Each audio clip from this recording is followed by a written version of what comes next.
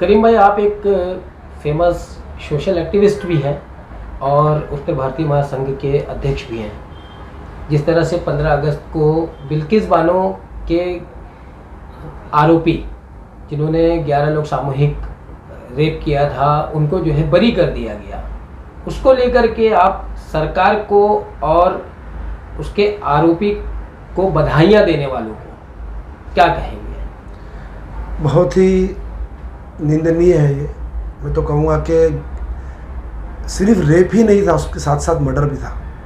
और जहाँ तक मैं अपने देश के कानून और प्रावधान की जब बात करूँगा तो एक माफ़ीनामा होता ज़रूर है कि अगर मुजरिम जेल में अगर उसने अच्छे दिन अगर उसका ग्राउंड अच्छा रहा है तो एक माफ़ीनामा ज़रूर होता है हमारे देश के लॉ में। लेकिन सभी आरोपियों को माफ़ीनामा नहीं है, जिसमें रेप है, जिसमें मर्डर है, जिसमें टाड़ा है, और ऐसे कई कानून है जिसमें माफ़ीनामा नहीं है।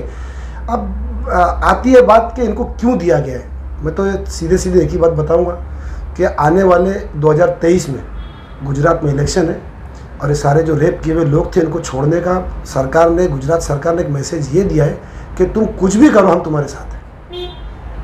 यहाँ पर ब्राह्मण का राजनीति तो नहीं खेली जा रही है। इनको वोट बैंक को लेकर जो ब्राह्मण है, जो 11 के 11 कैदी है वो ब्राह्मण से बिलोंग करते हैं, तो सरकार ने ब्राह्मण कार्ड तो नहीं खेला है उसको लेकर। जी, इसमें तो कोई दो राय नहीं है। तो आपके सवाल में ही जवाब है। मैं समझता हूँ कि इसमें 100% इन लोगों ने आने वाले कल के इलेक्शन को देखते हुए ब्राह्मण कार्ड, हिंदू कार्ड, सारे कार्ड खेले।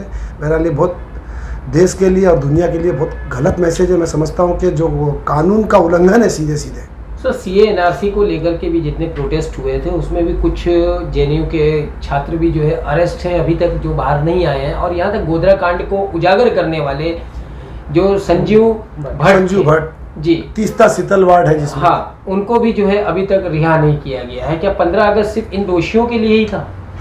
ये तो 2014 से ही कानून का उल्लंघन, संविधान का उल्लंघन, संविधान से आड़े जा कर के काम करना है। तो 2014 से जब से मोदी सरकार बैठी है, बीजेपी जब से बैठी है, सारे देश में देखने को मिल रहा है कि सब उल्लंघन ही है इनके पास। ये सारे उल्टे ही काम कर रहे हैं। करीम भाई, हमारे प्रधानमंत्री का एक नारा है, बेटी पढ़ाओ बेटी बचाओ। अगर बेटी को इंसाफ नहीं मिलेगा तो बेटी पढ़ेगी कहाँ और बचेगी कहाँ? जी, बोलने अच्छा तो नहीं लगेगा क्योंकि मैं एक सोशल आदमी, बोलने अच्छा तो नहीं लगेगा, लेकिन बेटी पढ़ाओ और बेटी बचाओ का जो नारा है, इसमें अगर बिल्किस बानो होगी तो वो नारा बिल्किस बानो के लिए नहीं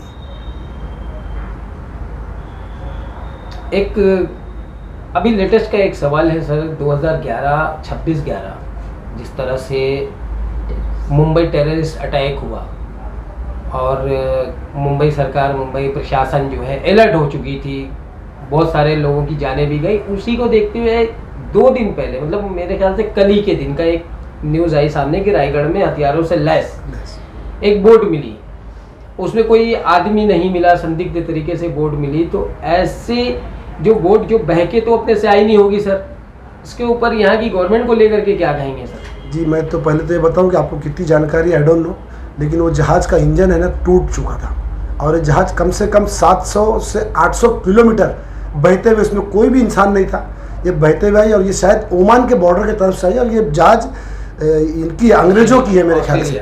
हाँ, और ये बहते हुए अपने रायगढ़ के जो तट है, रायगढ़ के तट पे बरामद हुई है और उसके ऊपर NIA वगैरह अपना टीम, हमारे शासनिक टीम काम कर रही है। आने वाले कल में मैं समझता हूँ कि इसका जवाब मिलेगा कि ये क्या था। नहीं, इसको भी लेकर के बहुत सारे जो है अफवाहें फैलाई गई कि दोबारा से मुंबई टेररिस्ट अटैक हो सकता है। जी देखिए, अभी ये तो सारा जवाब तो ये शासन ही दे सकेगा क्योंकि हमारे पास जो देश में जो एक खुफिया जो टीम होती है, जो यंत्र जो होता है, बड़े बड़े साइंटिस्ट लोग जो बैठे हुए हैं, ये उस पर स्टडी करेंगे और उस पर उन्हीं की स्टडी के ऊपर में सारा कुछ सिस्टम चलता है। हम लोग तो सिर्फ टीवी पे देख लिए कि भाई एक जहाज़ बह के आई, लेकिन जो जानकारी मिली अब तक का न्यूज़ के जरिए, वो जहाज़ का इंजन टूट चुका था और जहाज़ बरसात का मौसम है, वो जहाज़ पानी के बहाव से बहते हुए वो यहाँ पर आई, जिसमें 3 स्टेन गन मिली है, कुछ जिंदा कारतूसें मिली। करीम भाई, मेरा एक लास्ट सवाल, आप करीम खान एक बड़ा नाम यहाँ पर सामने आता है गरीबों की मदद के लिए, तो जैसे कि अभी ये मामला उजागर हुआ है, इस मामले को लेकर आप कुछ पिटीशन डालोगे या कुछ इंसाफ के लिए आप आगे भी कुछ गुहार लगाओगे? जी, हम ज़रूर कोशिश करेंगे क्योंकि ये मामला बहुत गंभीर है। ये इस मामले को मैं तो बोलता हूँ सिर्फ मुसलमान ही नहीं, हिंदुओं को भी इसको संज्ञान लेना चाहिए, क्योंकि इतने बड़े कांड, यानी जिसके घर में मर्डर हो जाए, जिसके घर में रेप हो जाए और उनके आरोपियों को छोड़ देना, मैं समझता हूँ कि इसके ऊपर सभी को गंभीरता से इसके ऊपर वर्किंग करना चाहिए। और मैं ज़रूर अपने संगठन से मीटिंग करके, हो सकता है कि हम लोग पिटीशन तक जाएंगे।